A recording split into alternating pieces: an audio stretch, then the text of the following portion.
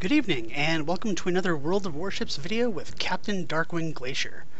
This replay is one sent over by my friend Iolair Ghorm.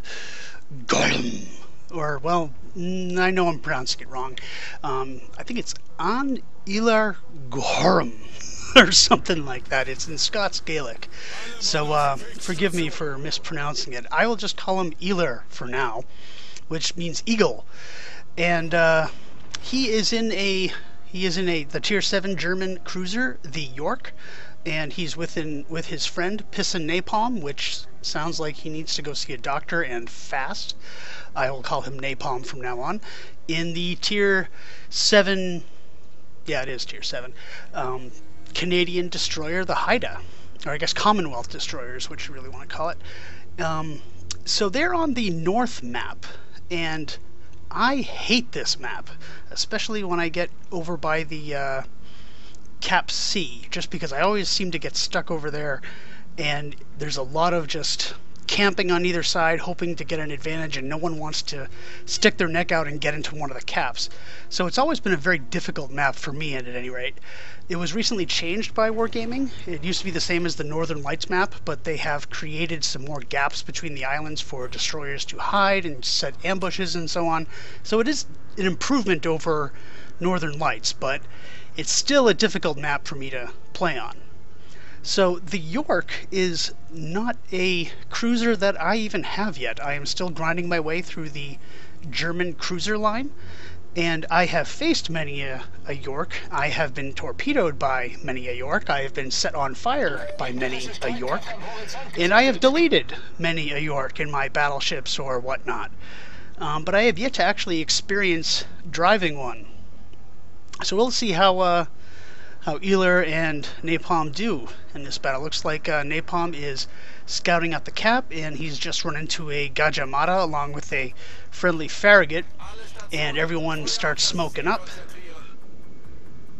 And just as he disappears in smoke, Iolair takes his first shot, which is kind of the same thing I do. I've noticed that when I see a destroyer slowing down and smoking up, you always have to be careful because he's decelerating, so you want to make sure you hit the target if you can. So the standard thing that I do is that the instant he disappears into the smoke is almost usually the same time he hits 0 speed. So as soon as I see the ship start to de-render and disappear, that's when I fire. It looks like Iolair does the same thing. So it looks like the enemy team is gathering south of the, or southeast of the A cap, and whereas our team is kind of spread out throughout the north with two groups, one towards A and the other one towards C. So Iolair is looking like he wants to pick on one of these battleships. Looks like he's targeting the Nagato, and in the meantime our destroyers have scared off the Gajamada, and they've taken the A capture point. Right now Iolair has to kind of go on the defensive. He has 4 enemy ships targeting him, so he cuts his engine, which is probably wise because a lot of the initial shots from the enemy pass harmlessly by, and he is now undetected again. So he's actually reversing now, which is probably wise. He's probably gonna, if I was him, I would turn around at this point and try to redeploy. But most of the enemy ships are kind of moving towards the other side of the island, and I don't know that he's gonna be spotted if he fires. Yeah, he's covered by the smoke, which is good. So now he can just start firing HE at the Nagato over here. In the meantime, the Haida is giving us a lot of spotting, as probably the Baltimore is to the northeast of A, because he can see through the gap in the islands. So now he's detected again. So that means it's probably the Gajamada over to the west that's spotting him now, and also the smoke is dissipating, so he can't use that as a protection anymore. Unfortunately, he has not set any fires yet. And it looks like the eastern group is over there moving to the east of sea, where they definitely should be able to overwhelm what looks like only 2 ships on that side. Now Iolair is coming under fire. If I was him, I would start accelerating now before he gets deleted. But he also has to watch out for these inbound torpedoes, because those look like those are deep water torpedoes. So he's a cruiser, and I don't think that's an Asashio. That's the Gajamata that fired it. So he has to be careful of those things. Okay, so yep, he's accelerating now. He's turning away. Hopefully he won't get annihilated by a while he's exposing his broadside. He launches his torpedoes on widespread, which I almost never do. But he is firing at a big, massive ships over there, so hopefully they will hit something at least. Yeah, he's got several ships in range. I mean, I believe that they're 10-kilometer torpedoes. And if so, he at least one should hit something.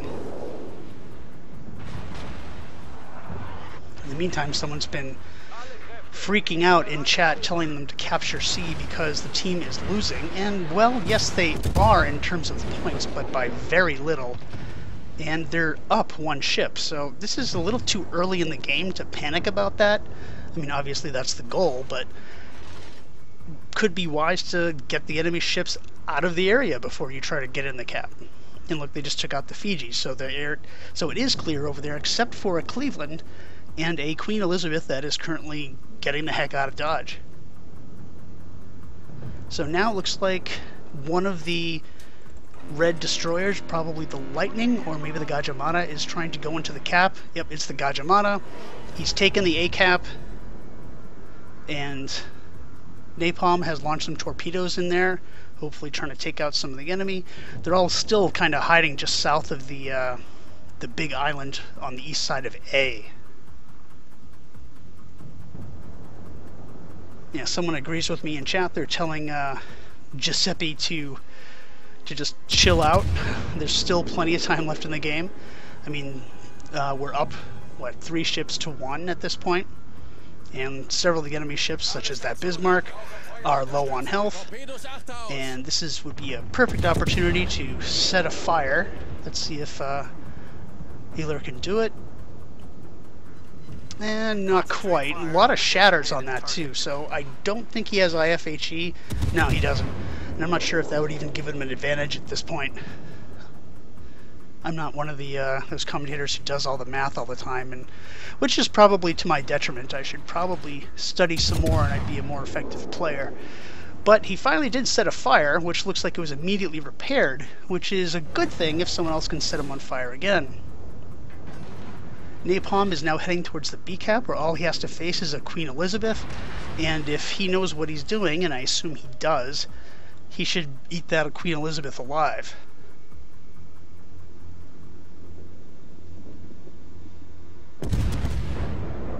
And Iolair is now kind of just kiting. He's keeping his distance. He's well behind the rest of his enemy ships, and that's not cowardice, that's just playing smart, because he doesn't want to get deleted by any of these enemy battleships. But the enemy battleships, I think they've realized that they're in trouble as well.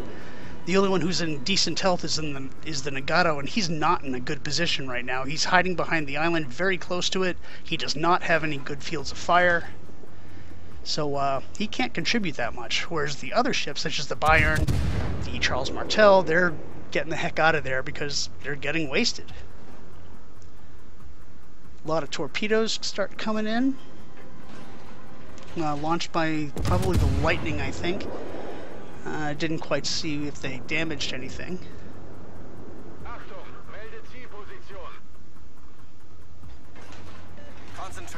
So it looks like Napalm has at least evaded the Queen Elizabeth. I thought he would have fired some torpedoes at it by now. And maybe he has, I just can't tell from the perspective I have right now. So 2 of the enemy destroyers, the Lightning and the Gajamata, are trying to advance on the battleships, but there is a Leander and Iolair and the Yorck here that they have to deal with.